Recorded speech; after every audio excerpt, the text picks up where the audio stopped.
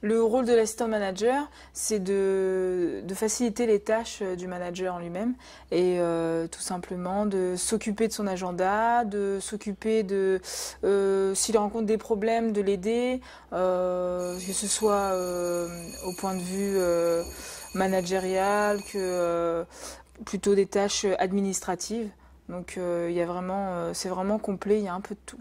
En Espagne, le stage à l'étranger, c'était plus pour améliorer mes langues, pour aller à l'encontre d'une autre culture, plutôt aller voir comment les autres travaillent ailleurs. Et vraiment, le gros plus, c'était la langue. Quand on connaît pas déjà, on est déjà en difficulté. Moi, je connaissais pas le pays, je connaissais pas la ville. Je suis allée à Barcelone. Je connaissais pas non plus leur méthode, leur culture, que ce soit dans l'entreprise ou leur école. Et avec le lycée, en fait, on avait déjà fait, on avait eu des correspondants en fait à Barcelone. Donc, on avait fait une semaine d'échange. Pardon, ils venaient chez nous, on venait chez eux. Donc du coup, ça m'a permis quand même de connaître un peu mieux le pays. Et après, en y allant en stage pendant 2 mois, j'ai eu un moment d'adaptation. C'était un peu difficile au début parce que la langue, on comprend rien et puis d'un coup, on a le déclic. Mais après ça, ça s'est bien passé et on s'est plutôt bien intégré.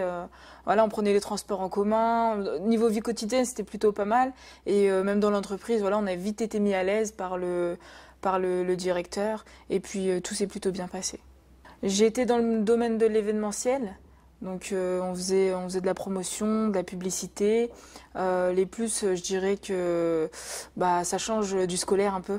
Même si, dans ce BTS-là, on a une entreprise pédagogique, ça reste pas vraiment très scolaire, c'est comme si on avait une entreprise et qu'on la faisait marcher.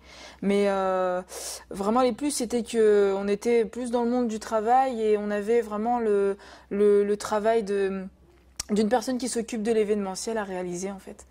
Ce serait oser, honnêtement, oser, n'ayez pas peur.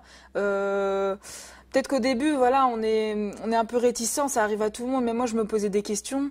Mais c'est vrai qu'une fois là-bas, je regrette pas du tout. Et même en étant revenue, je me dis que j'ai des bons souvenirs, j'ai une expérience professionnelle à l'étranger, ça s'est pas donné à tout le monde. Et si c'était à refaire, je referais la même chose.